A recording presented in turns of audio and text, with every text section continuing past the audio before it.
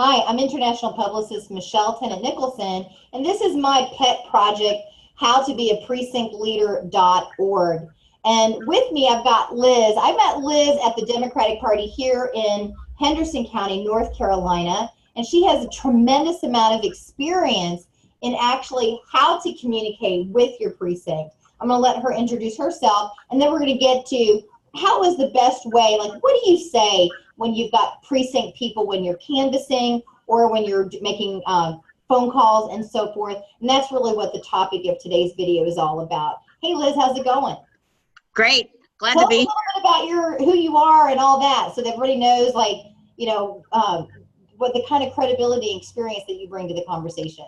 Well, there's probably two things that would be important to precinct leaders. One, I used to be a precinct leader. Two, I used to be the communications director for the Henderson County Democratic Party. And I have spent about 30 years of my career, first as an educator, but then as a sales and marketing director. And part of my role was, and a consultant in sales and marketing, helping salespeople get better.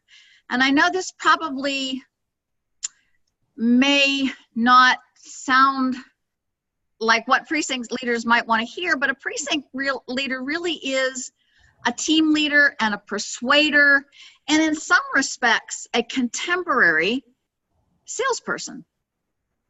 So, as such, their role is to energize Democrats, persuade unaffiliateds, converse with the unaffiliateds, especially those that lean left, and not see the person that they're talking to either in a canvas or in a phone call as someone that they're pushing an idea onto, but someone that they're really listening to and helping get out the needs of what will motivate that person to vote. I think one of the things that I hear, at least from new precinct leaders like myself, is we really feel like, well, what do I say? I don't really want to make a phone call. I don't want to canvass because I don't know exactly what to say. And so is it important for us to know every single detail about the candidate? Is it important for us to know about all of the different items that are going to be on that ballot? What do we actually have to know before going into that conversation? Well, the best thing to know is how to listen, because you cannot be an expert in all of those areas. You can't know everything there is to know about every issue. You can't know everything there is to know about every candidate. But what you can do is ask the appropriate, relevant questions that will help you understand what's on the mind of the listener, what's on the mind of the person that you're in front of, so that you can then take the most relevant, the most focused things that they say and put them into the what the candidate represents that meets their needs, or what the issues that Democrats fight for that meet their needs. For example, it's not important to know what to say, it's important to know what to ask. Okay, so for example, let's workshop my style a little bit, just so what I've been doing with my phone calls is I call, hey, hi, how you doing? I'm your neighbor here in East Flat Rock. Do you have a minute to talk? So I usually just start and establish, is it a good time to talk? And they let's just say that they say yes, it's fine, right? Because if they're rude or they hang up or they don't want to speak, that's a moot point, right? They're not interested. Let's say we've got somebody who's interested. I had a woman the other day who she was in Atlanta. She's like, oh, I'm traveling for work. I'm so busy. Yes, I'm interested in speaking to you, but I don't have a whole lot of time. What's the reason for your call? So I quickly said, well, I just want to make sure that you're supported for midterm elections. What do you need?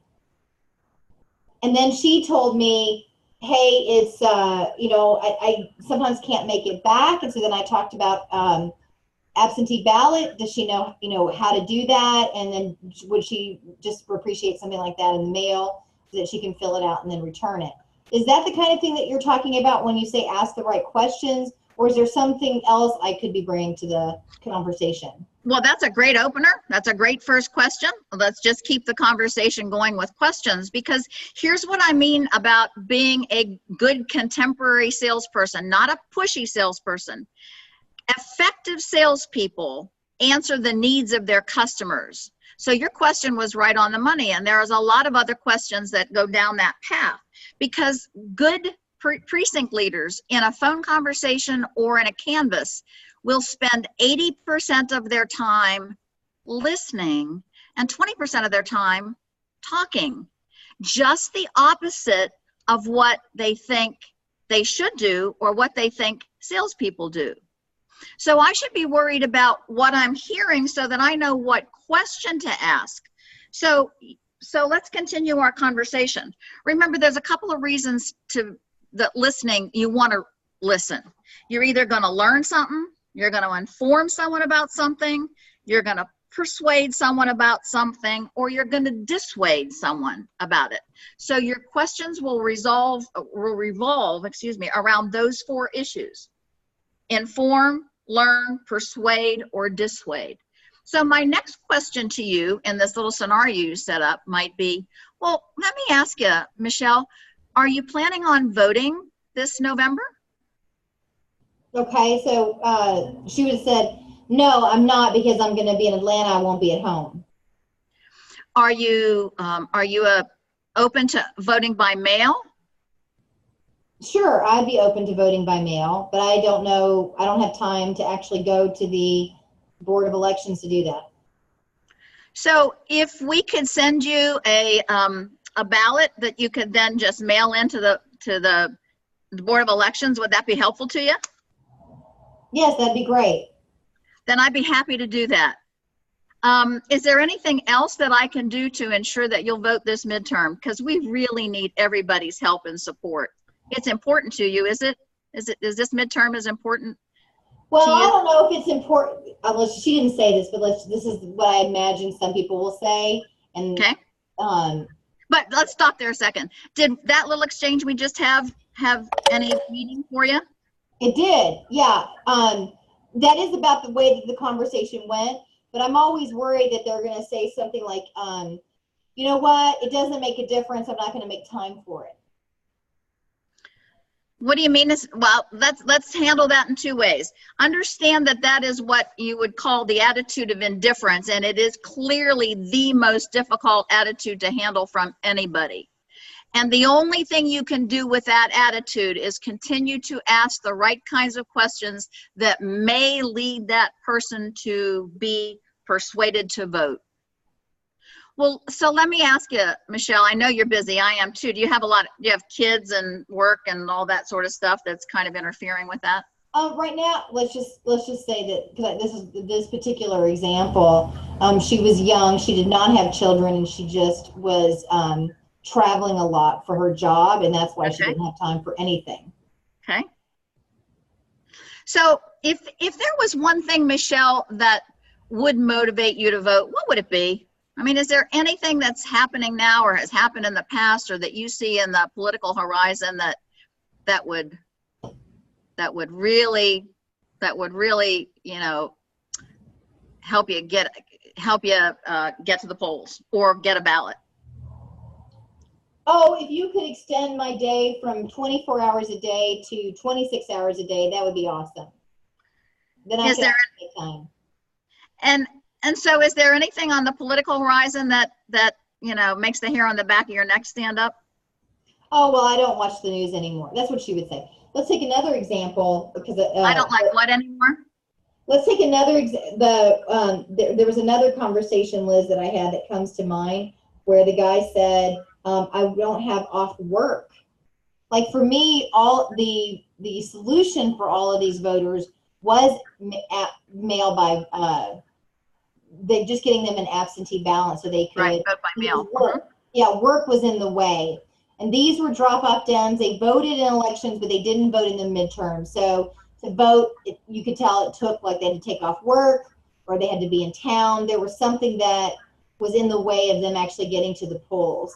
So I'd say that most of the answers, I mean, do we then follow up with them to see if they did the Board of Elections, or just sending them an absentee ballot, is that enough? No, I think follow-up would be fabulous. And then, but you ask permission. I'm going to send you an absentee ballot because I can see how busy you are. It is so important that we vote in this midterm to really secure our democracy and make sure that we don't lose the freedoms that we have right now. So would it be okay once I mail this to you if I could follow up and see if you got it and help answer any questions on the ballot? Sure. Yeah, and then with that particular person, we went over the address, was it correct, and was I mailing it to the right place? Perfect. But I could also see for some of the other callers, let's see what their concerns were. Well, let's go back to something. Okay. Remember that the purpose of this call is to listen to their needs. So I still want to know, as a precinct leader, what's going to trip their trigger? What is it that's going to get them out there? So if there was one thing that is important to you, what is it? Oh, let's see. The one thing that's important to me is that that we have civil discourse, that we actually have, well, just so it goes to happen that Liz and I are recording this on the day that everybody's talking about John McCain. And even though he's a Republican, I'm a Democrat, the thing that is notable about his passing is the rhetoric about how he would disagree with people but still have discourse on the issues. So just because he disagreed with somebody didn't mean that he didn't value them as people. And I think that that's a conversation that will probably come up in precinct conversations. So if I'm listening well, what I hear you say is that open dialogue among people in both parties is really something that's important to you. Yes. Do you think that's happening now? No. Do you think a vote to make that happen, in other words, another vote to make sure that we have a set of checks and balances so that we are, if not anything else, forced to talk to each other, would be important enough for you to go vote? It would, but I feel like it doesn't make a difference in North Carolina because North Carolina is slow to go on some of these issues. Well, maybe it is. I don't know, but every vote does count. Remember how small the plurality was for this current president. Remember how small the margin was that Hillary lost by. Every vote counts, Michelle, and if everybody felt like their vote didn't count, we just might as well hang up our shoes and go home. Well, so, my husband, here's what I could really, this is true for me, Liz. Stop a second. Did that little exchange we have get any closer to an open dialogue with someone for you? In other words, helping you understand that the dialogue was important enough for a vote? What I can see, Liz, is that inside my conversations, I get right to the point of the absentee ballot, but I don't know that I actually establish enough of a why go vote that would then have them move through challenges to actually make it happen. So there's a lot that could happen along the way with the people I've already spoken to. Right. I didn't have a deep enough conversation about why they want to vote. Right. Just that they should vote. Yeah, because remember, we started out with indifference was the attitude that we were handling. They just didn't give a flip whether they voted or whether they didn't because they were so busy. But what I was looking for was a series of questions that would help them understand there might be one motivator. And for you, that motivator was to have the civil discourse that we don't have anymore. And that came not from me telling you that was an important concept. It was from me asking the kinds of questions that brought you to that point. That's right. Well, and then the other thing that comes to mind is that, because I also, typically the conversations that we fear are the ones that'll actually like pop up, right? Yeah. So the other thing that I fear is the conversation about the electoral college, because it's the one thing in my own marriage, because my husband feels like his not voting is a vote. And so when people say, well, Hillary got the majority vote, but Donald Trump won anyway because of the electoral college, it doesn't matter what we vote. Because if your state is a red state, it's going to go that way. If it's a blue, it's going to go that way. What about those types of arguments, which are hard to really, or we're so gerrymandered, I can't even be, it's just a waste of time. Okay, let's go to both of those issues if we can. Now, the purpose of this conversation, Michelle, is for the for precinct leaders is going to be not how I answer them, but the questions that come up that I ask based on what you said. So let me go back, Ms. Voter, to what you said. You think the Electoral College you think it's obsolete and outdated and maybe negates your vote? Did I hear you correctly? That's correct. So would you like to see something done about that? I would. Do you think that maybe new leadership, a new set of congressmen and senators and presidents and a whole new set of people we might start there and go a long way to see if that could be one of the things that we might change? Oh, you know what? I think they're all crooks anyway. Well, do you think there might be one good apple in the bunch that might help move the train in a different direction? Which one is it? And I'll vote for him. You tell me which one is. Well, we got a couple on the ballot this time. One of them is Philip Price. And he's running against Congressman Mark Meadows. And he's a working guy for working people. And he really has an agenda that's set for the middle class and the little class, unlike the current congressman. And I'll tell you another one. Stacey Kasky's running for school board. Now I'm going to stop there. But see how we moved into that conversation? Yes, that was great, Liz. Yeah, I can really see what's weak in my phone calls right now is the carrot, if you will. Like, like what's going to get them to get through their challenges to actually go vote. And then I really appreciate this conversation. I think this is great. Good. Yeah, I think is there anything else that you typically do? I like to, a lot of the videos at howtobeaprecinctleader.org are a little longer. I'd like to have a little shorter one, and this one might be that. But is there anything that we didn't cover that you would normally cover in your face-to-face trainings? Yeah, one of the things I think is really important for precinct leaders to understand when they have conversations, one is don't spend your time talking, spend your time listening and asking questions. And the second one is make sure you learn how to frame the issues that you're talking about. For example, don't let GOP framing get into the conversation. We shouldn't be using words like fake news. We shouldn't be using words like entitlements. Entitlements are not, Social Security and Medicare are not entitlements. They are earned benefits. So, and we don't want to talk about our founding fathers. We just want to talk about the founders because that's you set up a sexist conversation. Oh, okay. Yeah, that makes sense. You don't want to talk about gun control. You want to talk about, well, I don't know. What would you say instead of gun control? Because I would talk about protection. Or safety, gun safety. Feeling safe, right? So that we have, and then, because that means different things to different people. For mountain people, part of safety means having guns. So if you come out like blazing against guns, then I've got farmers they've got wild animals. I mean, and I'm near one of the highways. I have a bear and I have foxes and I have raccoons and I have to protect my chickens.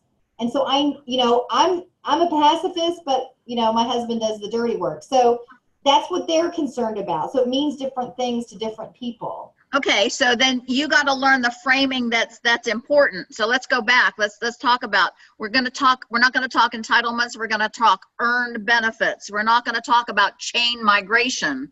We're going to talk about moral immigration laws. We're going to talk about income inequality. That's those are our terms. We want to use those terms because they paint the kind of pictures. So learning how to frame the issue. For example, the GOP always uses tax relief or tax reform. That means that means it's a burden. So you got to take it away from people. No, we want when we talk about the tax cuts that the GOP just did, we need to frame it in terms of the tax scam. Because it was a scam on the middle class and the little class. 84% went to the wealthy, right? Yeah. So it's the framing that's important because it paints the pictures, especially in a phone conversation. So one of the things that I want to point out to people, if you're looking for, because a lot of times people go, well, how do I know what Liz is saying? So you can go to the websites for messaging assistance, especially northcarolinadp.org. So www.nc for North Carolina, DP for Democratic Party.org, and they've got materials that will support you. There's also documentation that you can get from the county office that actually has messaging from the national Democratic office that we are all using that's consistent with what Liz is saying. Where else can we get the language that you're using, Liz? Well, there's an author by the name of George Lakoff who has taught people Democrats how to speak like Democrats instead of using GOP words. He's written 2 books. The Lakoff is his last name? Correct. Lakoff. So L is in love, A, K is in kangaroo, O, F is in Frank, F is in Frank. Correct. Okay. His first book was called The Little Blue Book, and his second book was Don't Think of an Elephant. Nice. And he has a new book out called The New Little Blue Book, all of which can be read in less than 2 hours. They are wonderful, simple little books that will change how you talk about politics. That's great. You know what I also see when I put his name in the Google search engine, right, because I have 2 screens. So when I'm looking over at everybody, I'm looking at the other screen. There's a lot of videos. So if you just click on videos under his name, there's just he's got ton of videos. Ton of videos on YouTube, and some of them are short, some of them are longer. But if you even just pick out the snippets from his longer videos, your words will be different. Yeah, there's some really current ones here from this year that I'm really motivated. There's one in here, it's 26 minutes, uploaded by Inequality Media Civic Action. Renowned linguist George Lakoff stopped by my office to discuss Trump's rhetoric and how to effectively deal with that. So that's great. Anything else, Liz, that we should be mindful of? There are some people that, let me, 2 things. When you're asking questions, there's really 2 kinds of questions that you should be focused on. The most important kinds of questions are open-ended questions that allow the listener, allow the person that you're interviewing to speak, at will. And the point of that is to get to their underlying values. You use open-ended questions. What do you think? How do you feel? What would you do? How would you, all those open-ended things. And then the closed ones that will then confirm your understanding so you know how to frame what you're about to say or what your next question is. And if you remember when you and I had this conversation, my closed-ended questions were, so if I understand you correctly, being able to talk to one another is really what would motivate you to vote. Right. That's a closed-ended questions that taught me what your value was, as well as for me to understand how to frame my next question to you. Got it? Yes, yeah. Yeah, I think that's really smart. And I also, so everybody, if there's some questions that you have, let me know in the comments, but we're also going to, I'm going to connect some of these videos so that we're talking about inside the comment section of this video. So if you're watching this video, you've gotten to this point and you want to see some of George's stuff, look into the comments. I'll link to that. Well, that's great. And I'll look also, there was a few other documents that I felt were really important, especially for North Carolina precinct leaders, that I'll put inside the comments. So Liz, thank you so much, and thank you so much for putting on your makeup and fixing your hair. I'm bummed that the webcam let you down today. No problem. It was wonderful. Let's do it again sometime. I will, yeah, for sure. This is a great way to actually get the message out and help precinct leaders do what they do best, and we really appreciate your expertise and your time today, okay? Well, thank you too, Michelle. Good talking with you. Take care. Bye-bye. Bye-bye.